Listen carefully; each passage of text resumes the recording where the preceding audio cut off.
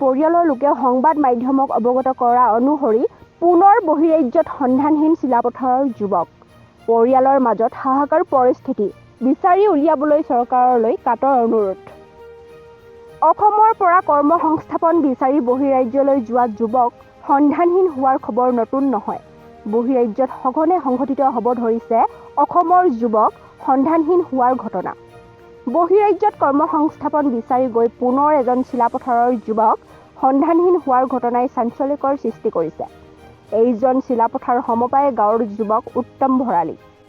22 বছৰীয়া যুৱকজনে যোৱা বহাগ মাহত বিবাহপাশত আবদ্ধ হোৱাৰ পিছতে এনে মাহতে কৰ্মসংস্থাপন বিচাৰি চিমেণ্ট চাপৰি মাছখোৱা গাঁৱৰ ৰঞ্জিত বৰা নামৰ যুৱকজনৰ লগত তামিলনাডুলৈ যায়।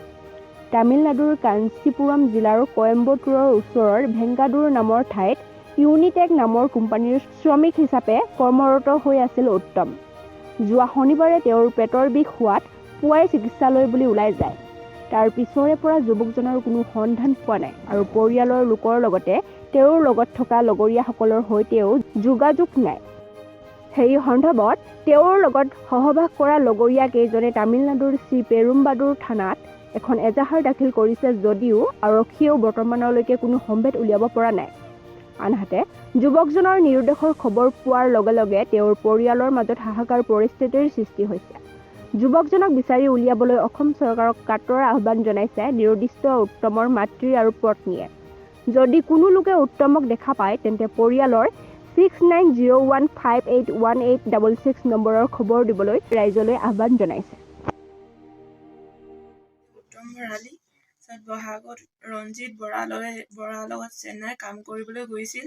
কাম কৰি থাকোঁতে 8 মাহ 9 মাহ কাম কৰি থাকোঁতে পইচা পাতি বহুত পঠিয়াই মেলি থাকোঁতে শনিবাৰ দিনটো সি মেডিকেল যাওঁ বুলি কৈ যাওঁতে আধা বাটতে সি কি হ'ল গম নাপালে। সি অকল মোৰ কথা নপতাই হ'ল, অকল মা বোলে মই ৰুমলৈ যাওঁ, অকল মৰি থাকিম বুলি কয়।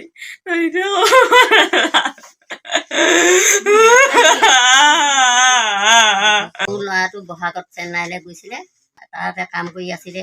তাৰপৰা কেতিয়া আহিলে সেই শনিবাৰটো, তাৰপৰা তাৰপৰা গুচি আহিলে। ক'লৈ আহিলে কি কৰিলে একো নিৰ্দেশ ক'ব নোৱাৰোঁ। যেন অসম চৰকাৰে মোক ল'ৰাটো আনি দিয়ে। তেতিয়া কণ্টেক্ট কৰি আছিলোঁ।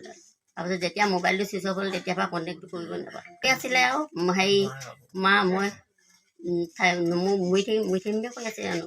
নিজে মৰি থাকিম কৈছিলে? অঁ নহয়, মই তালৈ কোম্পানীলৈ গ'লে মৰি থাকিম এনেকৈ বুলি কৈছিলে। এতিয়া কি লাগিলে কি ভাগিলে মই একো নাজানো। মই কৈছোঁ যে তাৰ যিটো কোম্পানীৰ পৰা আহিছিলে তালৈকে যাগে গোপাই বুলি কৈছোঁ। কৈছোঁ মোৰ ল'ৰাটো যে আনি দি তামিলনাডুলৈ গৈছিলে, তাতে আহি পিনে এতিয়া ক'ত হেৰালে সেইটো নাজানো। এতিয়া অসম চৰকাৰে যে মোৰ ল'ৰাটোক ঘূৰাই আনি দিয়ে মই অনুৰোধ কৰিছোঁ। ল'ৰাটোৰ নাম কি? উত্তম ভৰালী। কেতিয়া গৈছিল তামিলনাডু? এই বহাগত গৈছিলে। বহাগত গৈছিলে। কেতিয়াবা আপোনালোকে খবৰ পোৱা নাই? মই শনিবাৰৰ পৰা পোৱা নাই। ফোনত তেতিয়াই পাইছিলোঁ, তাৰপৰা সেই 2টামান বজাৰ পৰা নাই। লাগ যোগাযোগ কৰে মায়ে মই মৰিম তালৈ নাযাওঁ সেনেকৈয়ে কৈ আছিলে সি।